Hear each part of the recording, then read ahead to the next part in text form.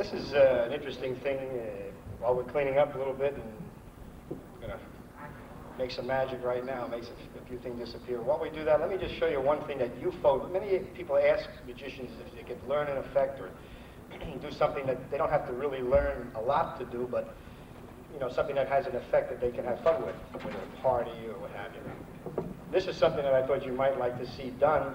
It's an old effect that magicians have been using for many years, but I thought maybe I'd show you how it's done, and you could make up your own and then have fun with your friends and neighbors and so on and so forth. This is a piece of plywood, and it has a white spot in the center on one side. On the other side, you have 2 white spots. On the third side, you have 3, and on the fourth side, you have 4 white spots. You've got to have a 4-sided piece of wood for this. I don't know where you want to find it. Maybe Channel has it, or Bradley's, or what have you. But it's the silliest thing when you think about it. Obviously, it's fun. It's fun because you have to keep it moving psychologically. You know, magic is psychology, and if you delay too long, it's not gonna play as well. But let me show you how this works. You see, it's really 2 spots on that side. So consequently, if I cover it here, it's 1 spot. But psychologically, if I cover it here, and if it's done quickly, it's 3. Same thing over here. 3 spots. Of course, if I cover it here, it's 2. And if it's done in rhythm or quickly, you can say it's 4, and people don't question it.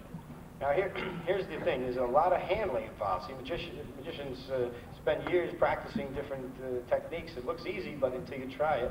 So let me show you a few things on how to do this, not what you do, but how you do it. That's important, so that when you do make it up, or when you try it, you'll get better success.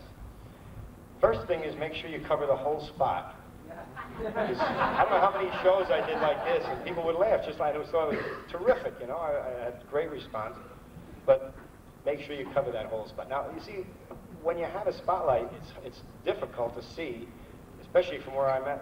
So I kind of got into the habit of tilting it. Oh, there it is, and cover it. Of course, half the audience could see the spot before I covered it. You know? So make sure, before you turn the side, cover that entire spot. It kind of looks pretty. You give it a little twist. So far, so good. The first one you hear.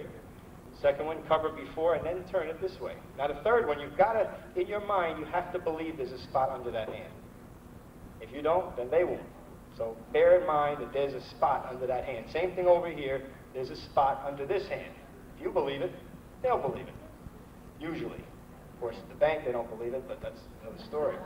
But once in a while, you get a smart person or somebody, especially a little kid, you know, who knows a lot about spots and counting 1, 2, 3, 4, and he usually can't figure quite what you're doing. So he'll say to you something like, forget about 1 and 2, Mr. Magician, let's see 3 and 4.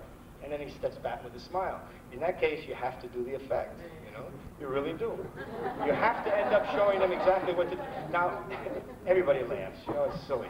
But when you think about it, stop and think, I'm not going to really stand up here and show you nice folks how to do one of my favorite effects without some kind of a loophole involved, you know what I mean? There it is right there. Now, make sure when you make this up, you put the hole in there last so that they don't see it. Follow? But it should play well for you, especially with Cub Scouts, people like that. Good with delivery people to come to your house, UPS drivers and stuff. Okay.